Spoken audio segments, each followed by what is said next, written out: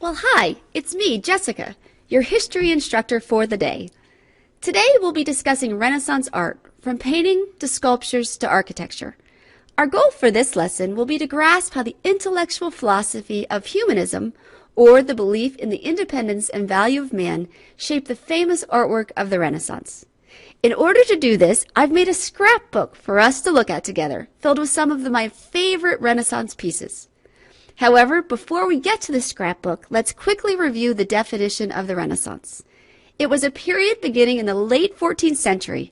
During this period, people began taking an interest in the learning of earlier times, especially the cultures of ancient Greece and Rome. As the French word implies, it was a rebirth of the appreciation and study of classical times. Now, on to my scrapbook. On our first page, we have the famous Madonna and Child in Glory, painted by Sion somewhere around the year 1360 AD. Notice how Mary is very large in the picture and has an ornate halo of gold.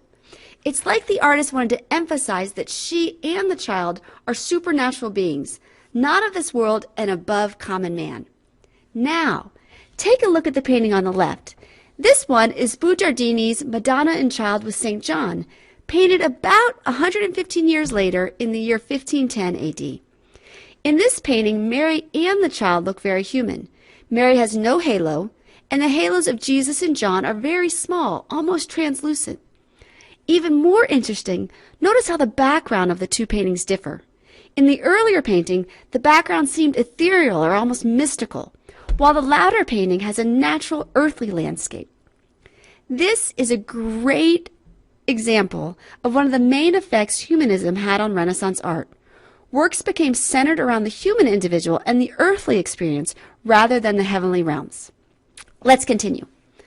On the next page, we have Raphael's famous Deliverance of St. Peter, next to Belisse's Liberation of St. Peter. Raphael's was painted in 1514, while Belisse painted his somewhere around 1665. Notice again how the earlier painting of Raphael emphasizes the angel with the heavenly glow as the backdrop, while Peter was also given a solid halo. Now contrast this with the very realistic backdrop of Belisse's work, in which the angel looks very human and Peter sports no halo at all. This concept can also be seen in the Creation of Adam by Michelangelo. This famous piece of artwork found its place on the ceiling of the Sistine Chapel somewhere around 1512. Notice again how Michelangelo placed Adam in a natural landscape, with natural man as the emphasis of this painting. In fact, God himself is depicted as human, in human form. He's no larger than Adam, and he's surrounded by very human-looking angels. This is also mirrored in Da Vinci's The Last Supper, painted in the late 1490s. This painting shows Jesus as a man with no heavenly features at all. The idea that humans were worth painting in their natural form was also heralded by Leonardo da Vinci in his well-known, uber-famous Mona Lisa. When da Vinci created this famous lady, somewhere between the years 1503 and 1519, he opted to focus solely on humanity without any religious themes. This trend is also seen in Karaski's The Bean Eater, painted somewhere around 1582, and Vermeer's Girl with the Pearl Earring, painted somewhere in the year 1665. This move toward humans standing alone as a valid theme in art is also seen in the sculpture of the day. Again, take a look at Michelangelo's famous David of 1504. In this one, you can definitely see the humanistic influence in Michelangelo's work, how he strove to capture the human essence of David through sculpture. This is also seen in his earlier work, the Pietà, sculpted in 1499, and his latter work, Moses, crafted around 1515. Again, these two works show biblical characters in their humanity, with no halos or supernatural trappings. A second effect of humanism on Renaissance art was the imitation, or the rebirth, as the word Renaissance implies, of the ancient Greek and Roman cultures. During the medieval period of history, most art produced was centered on the church. However, as humanism took hold, the Greek and Roman ideals of human beauty were also reborn. Take a look at Botticelli's 1486 rendering of the Birth of Venus, and Raphael's 1509 fresco, The School of Athens. These two works focus on Greek history and mythology with no head nod to the church. Bandinelli also gave kudos to the Roman culture with his sculpting of Hercules and Caecus during the years 1525 to 1534.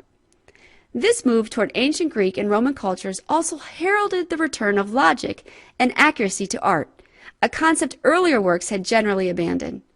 Compare the 12th century work of Mary Magdalene announcing the resurrection of the apostles to the realistic accuracy of Piero della Francesca's 15th century The Flagellation of Christ.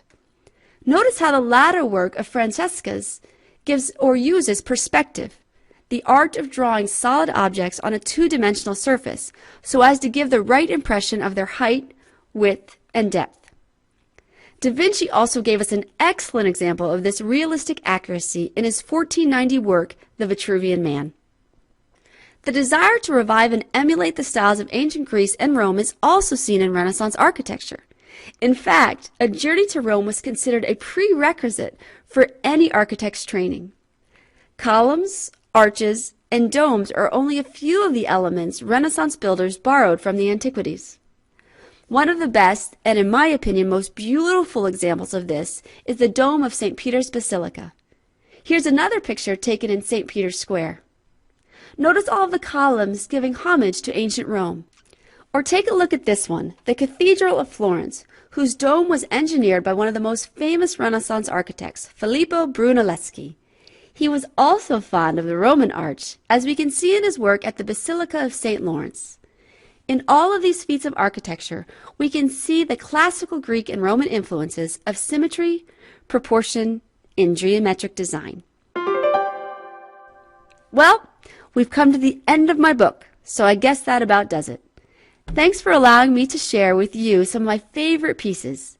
As we've learned from them, Renaissance art was greatly influenced by humanism, in that number one, art became centered on the human individual and the earthly experience rather than the ethereal or the mystical.